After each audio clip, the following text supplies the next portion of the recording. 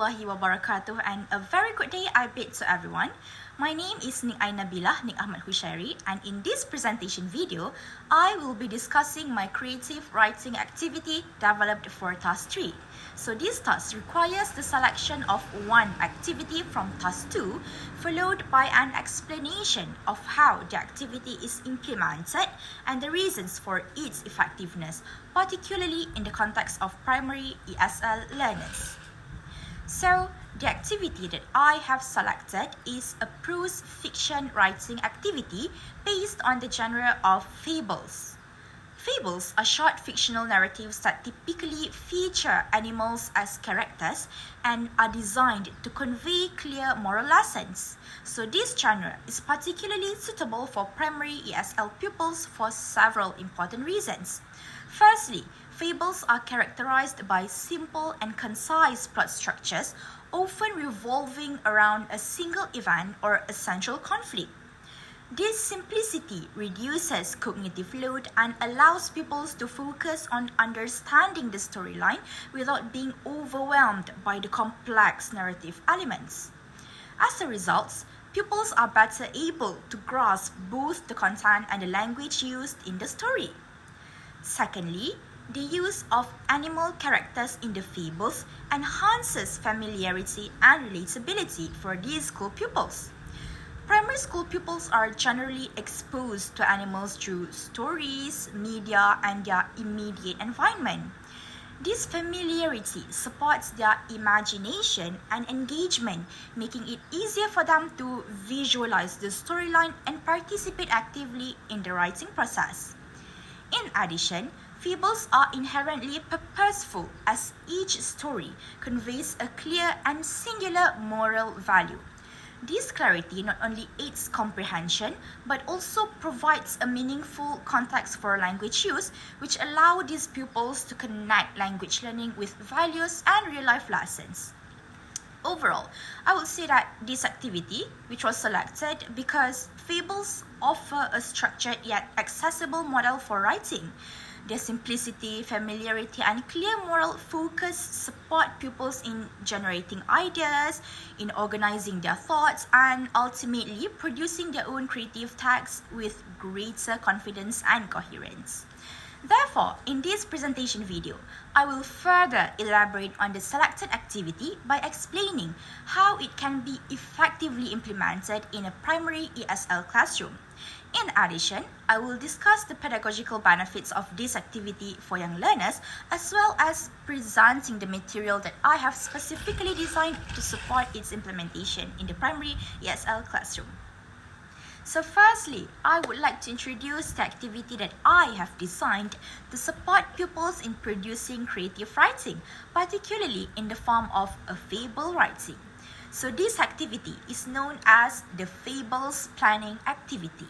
It is systematically structured into three main stages, namely the pre-writing stage, the writing stage, and the editing and presenting stage. So each of these stages is carefully sequenced to provide gradual support to pupils, beginning with guided exposure, followed by idea generation, and ultimately leading to the production and sharing of their own written text, which we will be looking into one by one. So the first stage is the pre-writing stage. This stage plays a fundamental role in ensuring the effectiveness of the subsequent stages, as it serves as the foundation for pupils' understanding of the fable genre. And in this stage, the teacher begins by projecting a YouTube video of the fable, the fox, and the grapes. This digital material is used as the primary input before pupils engage in any form of writing. In terms of implementation, the teacher must first play the video for the whole class, allowing pupils to watch and listen to the story. During the viewing, the teacher may pause at key moments to highlight important elements such as the characters like the fox and the grapes and their characteristics, the sequence of events like highlighting how the story begins, the conflict that arises, how the conflicts are resolved, and how the story ends, also the moral lesson. The teacher may also replay certain parts of the video to reinforce pupils' understanding and ensure that all pupils are able to follow the storyline clearly. So, the use of this YouTube video offers several important pedagogical benefits. Firstly, it provides pupils with a clear model of a fable through a multimodal approach which combines both visual and auditory input. This allows pupils to observe how a story is structured, how the characters behave, and how a moral lesson is conveyed in a meaningful and engaging context. While at the same time, the use of animation and narration makes the learning process much more enjoyable, which helps to sustain pupils' attention and motivation. Secondly, the video supports comprehension more effectively compared to text alone. By being able to both see and hear the story, pupils can better understand the sequence of events and the overall flow of the narrative. This is particularly beneficial for primary TSL learners who may struggle with reading only input.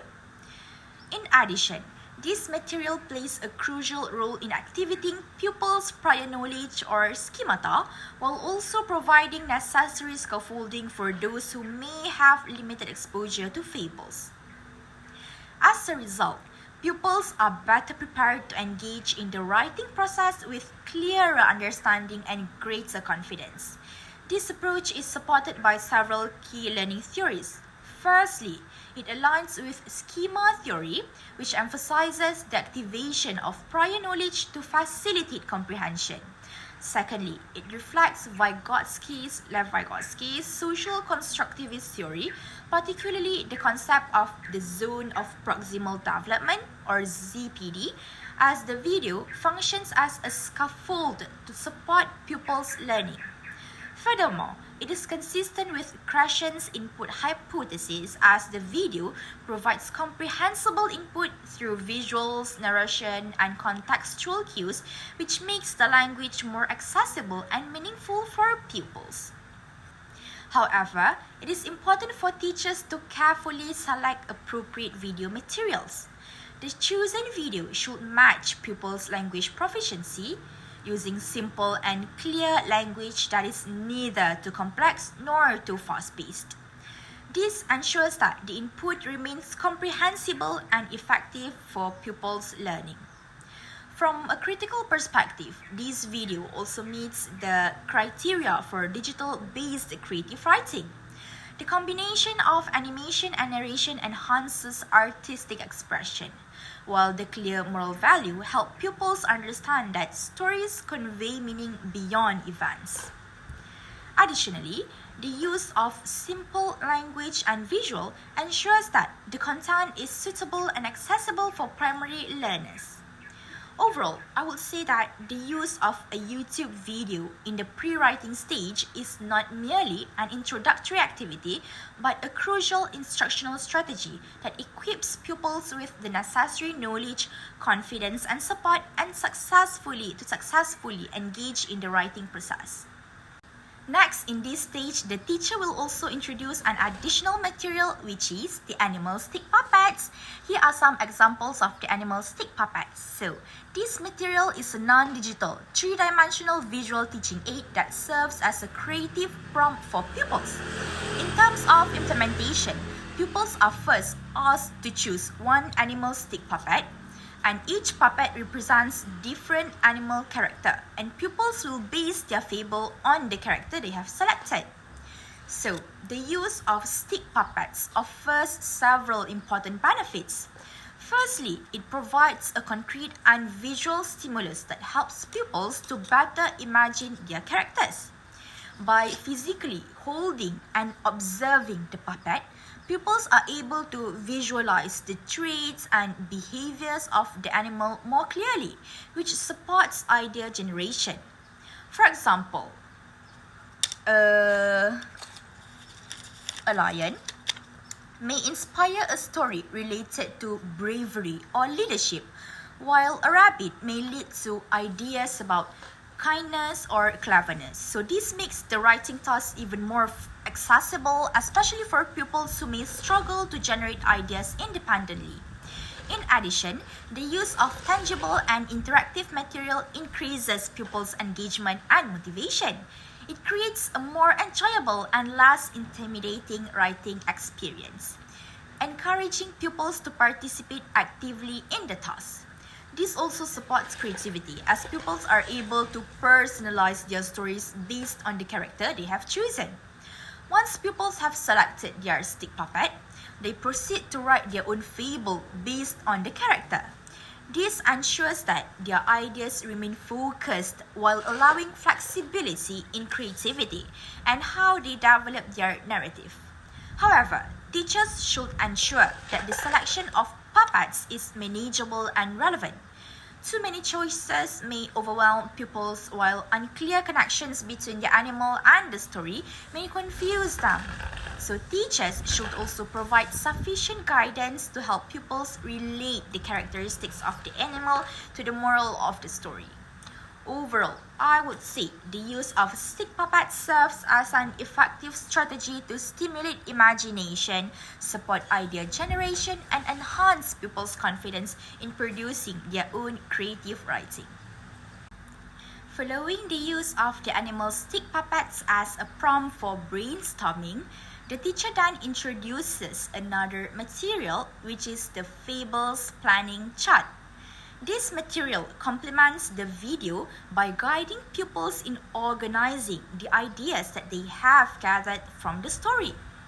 The Fables Planning Chart is a non-digital, two-dimensional graphic organizer designed to help pupils break down a story into its key components, such as characters, conflict, resolution, and moral value.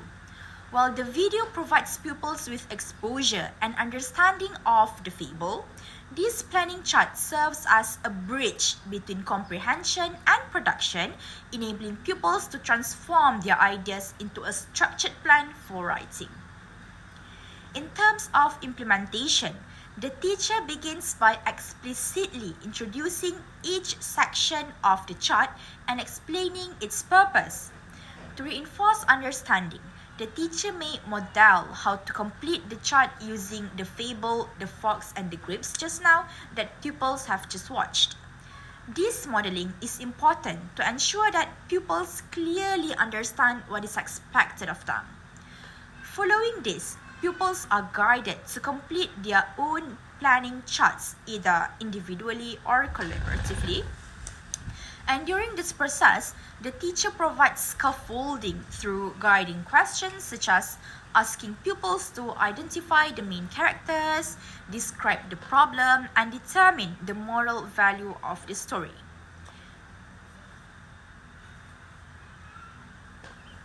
And the use of this material offers several important benefits.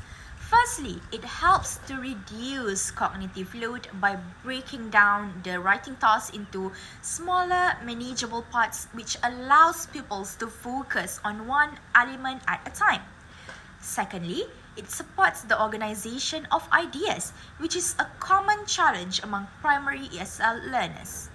The visual structure of the chart also enhances pupils' understanding and recall, which makes it easier for them to translate their planned ideas into a coherent written text. In this way, pupils will become much more confident and better prepared for the writing stage. However, teachers need to ensure that the planning chart is introduced with clear instructions and sufficient modeling. Without proper guidance, pupils may not fully utilize the organizer effectively. Additionally, the chart should remain simple and not overly detailed, as excessive complexity may overwhelm pupils rather than support their learning.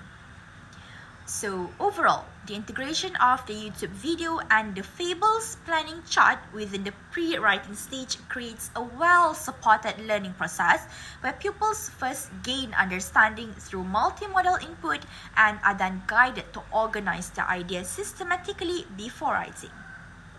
So the second stage is the writing stage, and in this stage, pupils use the ideas and structure they have developed in the fables planning chart to write a complete fable in their activity books.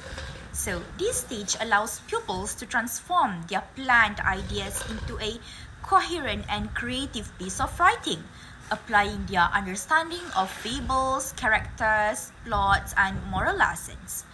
Before pupils begin writing, they are reminded of their chosen animalistic puppet, which serves as a visual and imaginative guide for developing their characters. By referring to the traits and actions of their puppet, pupils can add personality, behaviors, and actions that align with their story's morals. And during the writing process, the teacher actually plays an active role in encouraging pupils to enhance their stories with creative and expressive language. Pupils are prompted to include onomatopoeia like roar or splash to make the story even more vivid and engaging. Or maybe simple descriptive phrases like running very fast or jumping over the river to add details and help readers visualize the scene.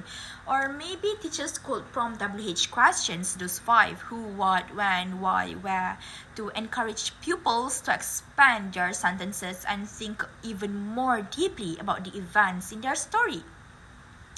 So the benefits of this stage are significant. Writing in the activity book can help pupils to practice sentence formation, paragraph organization, and narrative flow, while also reinforcing comprehension of story structure and moral lessons. It allows pupils to express creativity independently, building confidence in their writing abilities. The planning chart continues to serve as a scaffold which guides pupils to remain focused on key story components while allowing freedom to expand and elaborate on their ideas. However, teachers should ensure that pupils are supported but not overly guided to allow them to develop their own voice and their own style in their very own writing. Teachers may provide individual guidance or prompts when pupils struggle, but the emphasis should remain on creativity and expression rather than on perfection. So, overall, the writing stage is a critical phase where pupils take ownership of their fables by applying their planning, their imagination, and their language skills to produce a complete, meaningful, and engaging story of their own. By the end of this stage, pupils are ready to move on to the editing and presenting stage where they will refine and share their work with the classes. So the third and final stage is the editing and presenting stage. In this stage, pupils review and refine the fables they have written in their activity books to ensure that all key components of the story are included in their writing. This includes checking whether the story contains well-developed characters, the setting, conflict, resolution, and also it needs to have a clear moral lesson. Pupils are encouraged to add any missing details, improve sentence clarity, and enhance descriptive language such as, like I said before, the use of onomatopoeia or simple descriptive phrases to make their story even more engaging. So this stage, it emphasizes self-reflection and attention to detail, which helps pupils to improve the quality of their writing independently. Once pupils have completed their edits, the teacher introduces the sticks of names as a teaching and learning material. So this is a non-digital, three-dimensional tool consisting of sticks with each pupil's name written on them. So the teacher uses these sticks to randomly select pupils to share their fables with the class.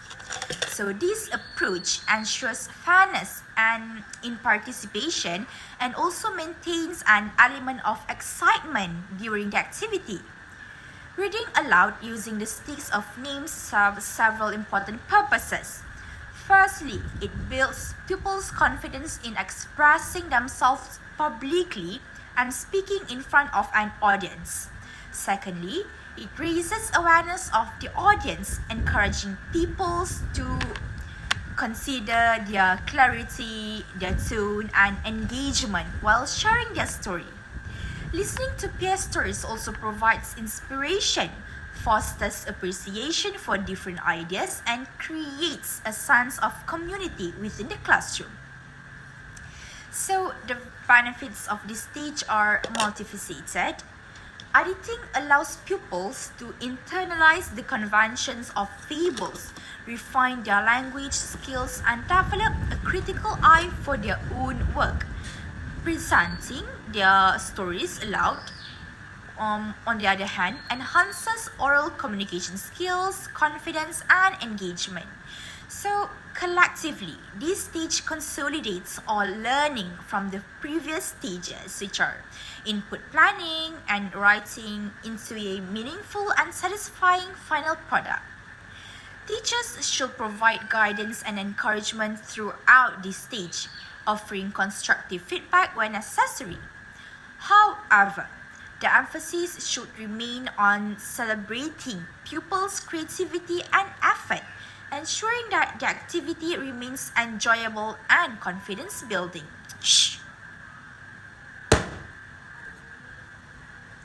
Overall, the editing and presenting stage completes the fables planning activity by allowing pupils to polish, to share, and to celebrate their stories, which reinforces both their creative writing skills and their ability to communicate effectively with others.